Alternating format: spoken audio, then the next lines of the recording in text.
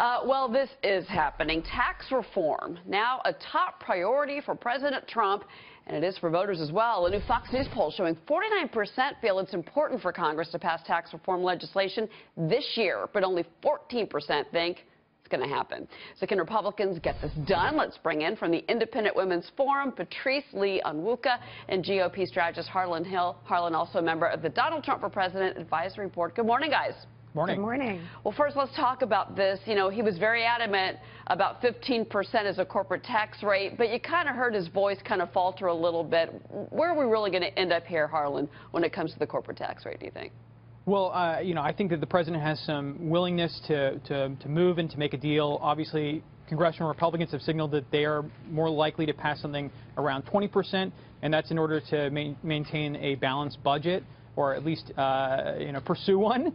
But the president really told a story yesterday about making sure that we have a plan to generate 3% annual growth so that we can create over $10 trillion in new economic activity over the next decade and create over 12 million new jobs. And the only way to do that is to simplify the corporate tax code and, frankly, to get business, you know, to unleash business and to unburden the American middle class from the high taxes that they're paying every year. Patrice also talked about, you know, repatriation of funding from overseas for U.S. companies, you know, taking away those penalties. The U.S. companies' profits are here in this country, but Democrats may be willing to block him on that in particular. Yeah, I think Democrats are going to try and come out swinging against tax reform. What's interesting, though, is that the administration is going to pursue kind of a tough and a soft ball approach to dealing with Democrats. They're going to reach out to some who are, you know, more aligned on the idea of tax reform. And then, as we heard him call out Senator McCaskill, he's going to go after those who are very vulnerable next year or in the years to come and say, hey, listen, you've said you want tax reform before. If you don't come alongside us, you're going to lose your spot. So, you know, I think you're going to have those who are going to continue to be a blockade, but I do think they're going to be Democrats who come alongside this effort. Harlan, let's look at the blueprint for our viewers that might have missed the president's speech yesterday afternoon and talk about the specifics here. I mean, look, you've got, you know, there are the three brackets. He still wants that, as well as, again, we talked about the corporate tax rate, but I think this is repeal the alternative minimum tax and the death tax. That is something that has been discussed and debated and fought over for years, and we still have AMT, which is I think a 1971 tax plan. Harlan, does the president have a chance here? I think he does. I mean, when you look at the polling on this, over 90% of Americans think that the tax code is too complicated. And that includes, obviously, many Democrats.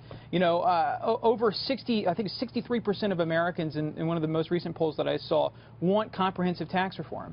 You know, when you look at how much time is wasted every year by Americans just doing their taxes, it's an unfair burden on the American middle class. Over 6 billion hours are spent every year in this country trying to navigate the complicated tax code in this country. And so the president's laying out a simple, easy, and fair system so that everybody's paying their fair share, but that government isn't needlessly intruding in your life.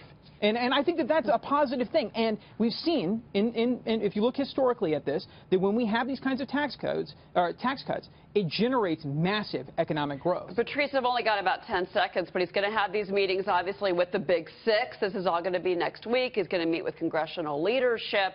Patrice, do you think that we can actually get some bipartisanship next week? Yes, I think we will. I think we will see a few Democrats who are vulnerable, who are willing to come alongside the effort. And this is going to be important for women who are, you know, making household decisions and overseeing their budgets, and also for millennials who have not experienced what a tax cut means for their own financial pockets. It's actually a good thing, Amen. Millennials watching today. You might enjoy it. Patrice, Harlan, thank you very much. Sure.